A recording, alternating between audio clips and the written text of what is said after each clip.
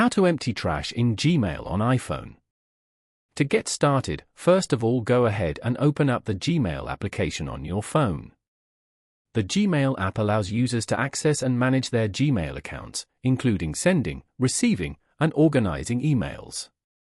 The app also offers options for customizing settings, managing multiple accounts, and utilizing smart features like Smart Compose.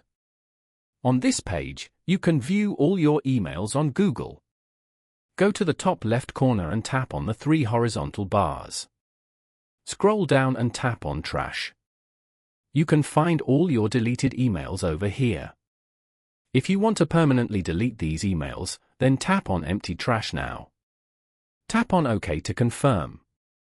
Following these steps, you can easily empty trash in Gmail on iPhone.